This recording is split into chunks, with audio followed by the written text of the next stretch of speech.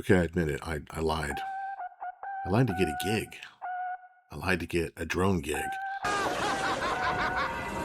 Let me step back. First of all, if you know me, you know that's not what I do. I'm an honest person. But back in 2014, I really wanted to fly drones. So this was back in the early days, and I was trying to figure out how the heck am I going to get someone to let me fly a drone. So my first thought, of course, was that I was just going to buy a drone.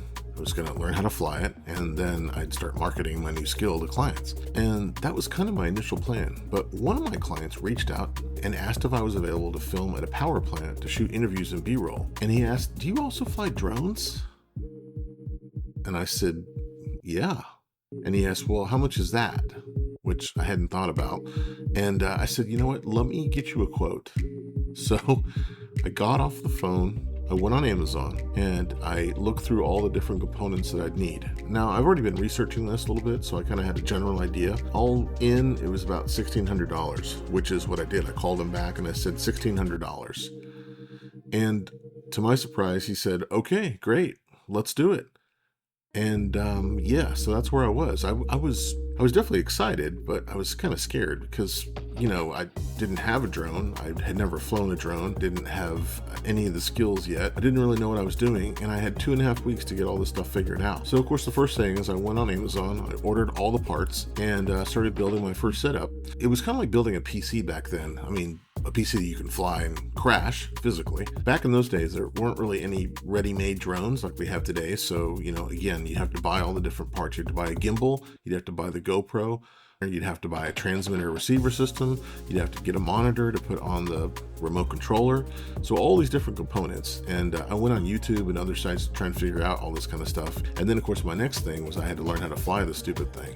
So what I did was every single day, I started flying the drone everywhere I could and just try to get the hang of it, try to understand how it flew, kind of the parameters of it. And it wasn't overly difficult to fly. I mean, even back then, they used GPS, which is really great, but that was something I had to try and figure out. And then finally, we went to the power plant to go film.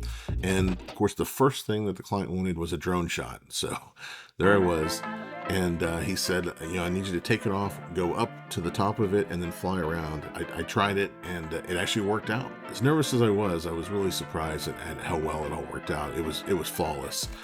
Back then it was also kind of funny because with the GoPro, you had to hit record before you took off, and then you had to fly around.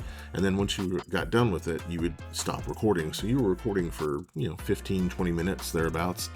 So not like nowadays, you can just hit start and stop every single time that you fly. It's kind of amazing how much it's changed since then. We had 2 days of filming, so we did our regular B-roll. We shot some interviews, things like that, and then on day 2, I was flying the drone. And then somehow halfway through that second day, I completely lost my video signal, and I had no idea what was going on. I totally freaked out. Tried to keep my cool as best I could. I was able to still control the drone, luckily, but I could not see what the heck I was doing flying. I still had to get a couple of shots, so I just tried to grab the best that I could and without any video signal.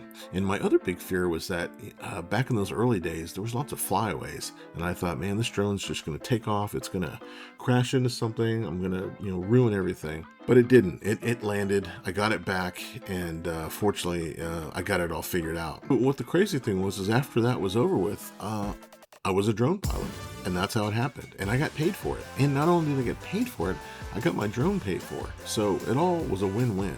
I mean, it was really scary, but it was really cool. From then on, I started taking the drone on shoots, and every shoot that I'd go on, I'd ask the client, "Hey, do you want me to get some drone shots? I got this new drone. It's really cool. Do you want me to do some tests for you?" And a lot of the clients, of course, are really happy for me to do that, especially if I offered it for free. I just was trying to get more and more stick time, so to speak. When I didn't do stuff for clients, I was on my own, and I was just flying around and just trying to get some interesting shots from whatever I could. And I put a demo reel together. I'll share a link with you on this, and you'll kind of see it. It'll be like, yeah, it looks kind of old-fashioned now, but it was a perfect calling card. I could use it to market the business.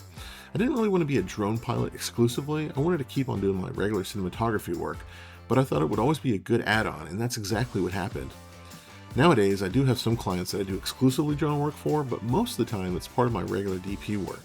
And you know what? I have to say it's turned out really, really well. Back to the beginning of this conversation. Should I have lied to my client about my abilities as a drone pilot?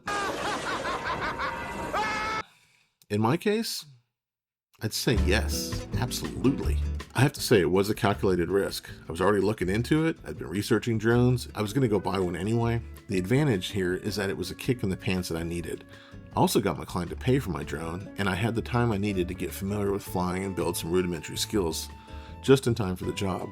So I definitely could have messed it all up and ended my drone career before it got off the ground, but it worked out. Now, it could be different for you. I really don't recommend lying to anyone about your abilities, especially if you don't have them. So many years ago, I interviewed for a job as an editor with After Effects skills. Now, I knew how to edit really, really well, but I had no idea how to do After Effects.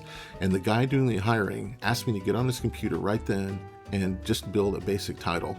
And I just stared at that screen, and I had no idea what I was doing. I was so embarrassed. But I learned a really hard lesson.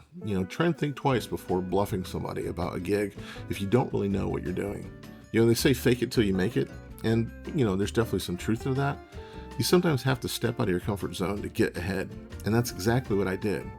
We all have to start somewhere, and we don't always have the skills when we're starting out that we're going to develop over time. But that goes for any part of this industry. If you want to be a director, if you want to be a DP, if you want to be an actor, a producer, all those jobs, you started from zero and you had to learn, how to figure it out. You might have some innate abilities, but, we're all learning. So don't be afraid to make a few mistakes on the way, because that's what makes you grow.